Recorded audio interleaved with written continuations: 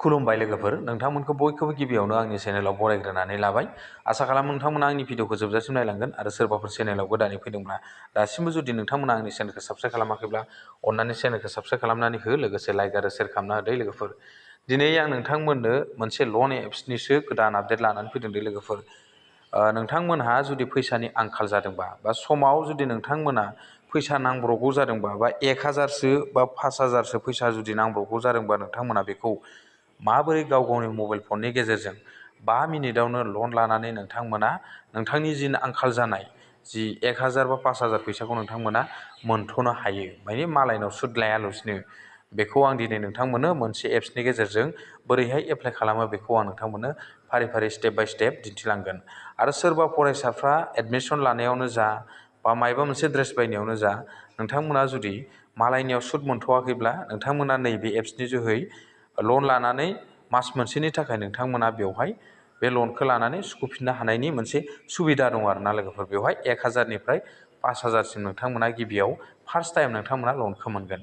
बेनि उनाव नोंथांमोना मास मोनसे लनखौ लाखांनायनि उनाव जेब्ला नोंथांनि हरनाय लेनदेना थिग थायो, अब्लानिया नोंथांमोना 5000निफ्राय 2 लाखसिम नोंथांमोना गोदानै आरो लनखौ लाफिननो हागोन दे लोगोफोर। दा बे एप्सनि नामखौ आं नोंथांमोननो खोन्थानि, बे जाबाय ट्रु बेलेन्स एप्स दे लोगोफोर। नोंथांमोननो बे एप्सखौ आंनि भिडिअ डिसक्रिपसन बक्सआव होनानै दोनगोन। जाय बिथांमोना फैसानि आंखाल जादों, मानि मालायनाव सुद मोनथ'वाखै बा लन लानो सुबिदा नाङाखै, बिथांमोना बे आंनि डिसक्रिपसन बक्सआव थांनानै लिंकआव क्लिक खालामहैनानै नोंथांमोना बे एप्सआव लनखौ लाहैनो हागोन आरो लोगोफोर। दा आं नोंथांमोननो फारि फारि बे लनखौ बोरैहाय एप्लाइ खालामो आं बेखौ नोंथांमोननो फोरमायलांनोसै। गिबियावनो नोंथांमोना बे एप्सखौ अपेन खालामनायनि सिगां नोंथांमोननि मबाइल नाम्बार नांगोन दै। जाय मबाइल नाम्बारा नोंथांनि मबाइलावनो थानाय जानो नांगोन, मानि बेवहाय OTP थांगोन। OTP थांखांनायनि उनाव नोंथांमोना बेवहाय साबमिट होफिननांगोन OTPखौ। बिनि उनावसो नोंथांमोना बे एप्सखौ अपेन खालामनानै लानो हागोन दे लोगोफोर। आं बेखौ अपेन खालामखांबाय, बेखायनो आं नोंथांमोननो दिन्थिनो हायासै। दा बे एप्सआ अपेन जाबाय। अपेन जाखांनायनि उनाव आं फार्स्टआव नै बेवहाय नुदोंना नोंथांमोना 1000निफ्राय 5000 बे लनखौ बोरैहाय लायो, आं बेखौ नोंथांमोननो गिबि स्टेपखौ आं नोंथांमोननो फोरमायग्रोनि। 1000निफ्राय 5000नि गेजेराव दा आं नैबे फार्स्टनि जि अपसन बेखौ आङो खनसे क्लिक खालामनोसै एप्लाइ नावआव। एप्लाइ नावआव आं थुनानै होनोसै आरोना लोगोफोर। एप्लाइ नावआव थुनाय लोगो लोगोनो दानिया बे एप्सआ अपेन जाबाय आरो बेवहाय मा नोंथांमोना फिलआप खालामनो नांगोन, मा डकुमेन्टस नांगोन, जाहाथे नोंथांमोना बे बेंकआव थाङालासिनो बे मबाइल फनजों बोरैहाय बे एप्सनि जोहै लनखौ लानो हायो 5 मिनिटावनो। नैबेवहाय बिथांमोना लिरनानै होखादों 5 मिनिटावनो नोंथांमोना जास्ट 5 मिनिटावनो बे लनखौ लानो हागोन। दा बेवहाय मा डकुमेन्टस नांगौ आरो मा भेरिफाइड खालामनांगोन, आं बेखौ नोंथांमोननो फारि फारि खोन्थालांसै दे लोगोफोर। नैबेवहाय दंखायो नै कमप्लिट इउआर KYC डकुमेन्टस, माने नोंथांनि जिखिनि डकुमेन्टस दं बेखौ आपल'ड खालामनांगोन दे। उनाव सेलेक्ट इउआर लन, बेनिफ्राय नोंथाङा लनखौ बेसेबां लानो, बेफोरबायदि नैबेवहाय टाइम आरो मिनिट्स दङ, नोंथांमोना फारि फारि नायलांबाय थाबानो जाबाय। आं गिबियावनो नैबे प्रसेसआव थुनानै होग्रोनोसै दे। प्रसेसआव थुनानै होनि आं लोगोफोर। प्रसेसआव थुखांनायनि उनाव नैबे गोजौआव इंलिस ओंखारगोन दे लोगोफोरनो, इंलिस आरो हिन्दी। नोंथांमोना हिन्दीनि रोंगौबा हिन्दीखौ सेलेक्ट खालामना लाबानो जाबाय आरो इंलिसनि रोंगौबा इंलिसखौ सेलेक्ट खालामना लाबानो जाबाय। आं बेवहाय इंलिसखौ सेलेक्ट खालामनानै लानोसै। इंलिसखौ सेलेक्ट खालामखांनायनि उनाव दानिया गिबियावनो नोंथांनियाव मा बिदोंनो, पान कार्डनि नाम्बार बिदों।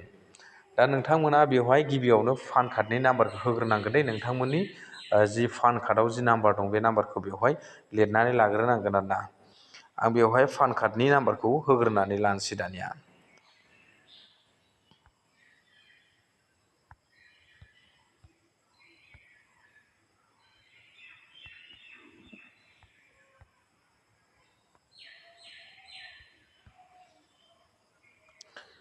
पान कार्डनि नाम्बारखौ होनाय लोगो लोगोनो बेवहाय अट'मेटिकलि पान कार्डआ स्केन जानानै बेवहाय गोदान अपसन नुजासिगोन आरो मा नुजासिगोन एबार, बेवहाय आधार कार्डनि अपसन नुजासिगोन। दानिया आधार कार्ड नाम्बारखौ बेवहाय बहायनानै होदोलाय आरो लोगोफोर ना। गोजौआव नै नुबोखागोन पान कार्डआ मानि नाम्बार होनाय लोगो लोगो बियो ग्रिन कालारा बारलांबाय, बिनिफ्राय आधार कार्डआव फैबाय, बिनाव OTP थांगोन, बिनि उनाव एड्रेस फिलआप खालामनांगोन दे लोगोफोर फारि फारि। दानिया नोंथांमोना बेवहाय मा खालाम, आधार कार्ड नाम्बारखौ दानिया होदोलाय आरो लोगोफोर ना। आं बेवहाय आधार कार्ड नाम्बारखौ होनोसैलाय। दानिया नै लोगोफोर, नोंथांमोनाव जेब्ला आधार कार्ड नाम्बारखौ थुयोना, बेनि उनाव नोंथांमोनाव डाइरेक्ट OTP थांगोन दै। आधार कार्डनि जि मबाइल नाम्बार लिंक दङ बेवहाय डाइरेक्ट अट'मेटिकलि बे फन नाम्बाराव अटिपि थांगोन आरो बे अटिपिआ गोजौआव डाइरेक्ट साबमिट जागोन दे लोगोफोर। नोंथांमोना नायनानै लाखाबानो जाबाय नैबे बिदि डाइरेक्ट साबमिट जागोन। आं बेवहाय अटिपिखौ ब्लार खालामनानै दिन्थिदों दे लोगोफोर, ब्लार खालामना दिन्थियाब्ला बेवहाय मानि इउटुबा एक्टिभ खालामा। दा बेनि उनाव नोंथांमोना मा खालाम, गाहायनि जे अपसन नै बेवहाय नोंथांमोना मबाइल नाम्बारखौ फिलआप खालामनानै होदो आरो लोगोफोर। आं बेवहाय मबाइल नाम्बारखौ फिलआप खालामनानै होनोसै। बेयाव आधार कार्डआव थानाय मबाइल नाम्बारखौसो दे, गुबुनखौ होनो नाङा लोगोफोर। नैबेवहाय अटिपि अपसनसिम नुजाहैबायना लोगोफोर नोंथांमोना नाय। बेनि उनाव एड्रेसखौ फिलआप खालामनांगोन। दा आं बेवहाय मा खालामनोसै, बेवहाय मबाइल नाम्बारखौ फिलआप खालामनानै लानोसै आरोना लोगोफोर। आं बेवहाय मबाइल नाम्बारखौ फिलआप खालामनानै लाबाय। बिनि उनाव नैबे गाहायाव साबमिट बटन दंना, बे साबमिट बटनाव क्लिक खालामनानै होनांगोन आरो नैबेवहाय। आं बेवहाय क्लिक खालामनोसै। क्लिक खालामखांनायनि उनाव दानिया नायदो दे लोगोफोर, दसे टाइम लागोन।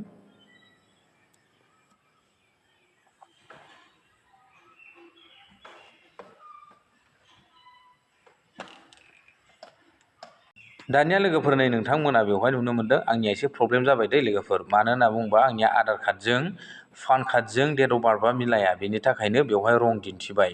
जुदि नोंथांमोननिया आधार कार्डजों पान कार्डजों जुदि डेट अफ बार्थआ मिलायो, गासिबो सेम दङब्लासो नोंथांमोना लनखौ लानो हाखागोन दे, नङाबा नोंथांमोना लनखौ लानो हानाय नङा। आंनिया पान कार्डआव एसे प्रब्लेम जानानै दङ, डेट अफ बार्थआ मिलाया, बेनि थाखायनो आंनिया गुदि स्टेपआव फैफिनबाय दे लोगोफोर। गाज्रि मोननो नांला नोंथांमोना। जुदि नोंथांमोनहा बे लनखौ लानो गोसो दङब्ला आं जेरै खोन्थादों बेबायदि फारि फारि फिलआप खालामलांबानो जाबाय आरोना। लास्टथारनि आंनिया एड्रेस भेरिफिकेसनाव मोनहैनो लागामोन, बेवहाय आंनि जि पान कार्डजों आधार कार्डजों सेम डेट अफ बार्थ नङिनि थाखाय आंनिया बेवहाय मिस्टेक जानानै गोदान बेवहाय KYC भेरिफिकेसनाव फैफिननो गोनां जाबाय दे लोगोफोर। जाहाथे नोंथांमोननिया जुदि एखेब्ला नोंथांमोना आं जेरै थिनदों बेबायदिनो स्टेप बाय स्टेप बानायलांबाय थायोब्लानो लनखौ कमप्लिट खालामनानै लनखौ लाहैनो हागोन आरोना लोगोफोर।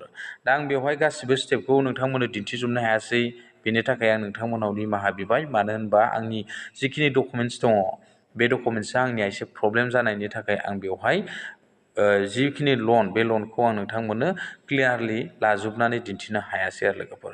नोंथांमोना जुदि फैसानि जुदि आंखाल जाबायब्ला, नोंथांमोना जुदि फैसानि जुदि नांब्रबगौ, मायबा मोनसे बायनो बा मायबा मोनसे एडमिसन लानो, नोंथांमोना बेबायदि साननैसोनि थाखाय लन लाथ'नानै नोंथांमोना खामानि मावनो हागोन लोगोफोर। आरो जुदि नोंथांमोननो बेनि सायाव जुदि फुल भिडिअ नांगौबा, आं नोंथांमोननो मालायनि डकुमेन्टसखौ लानानै नोंथांमोननो बेवहाय क्लियारलि भिडिअखौ दिन्थिलांगोन आरोना लोगोफोर। गाज्रि दा मोनसै। दा दिनैनि आपडेटआ बेखिनियानोसै लोगोफोर। गोजोन्थों, थेंक इउ। नेक्स्ट आपडेटआव लोगो मोनसिगोन।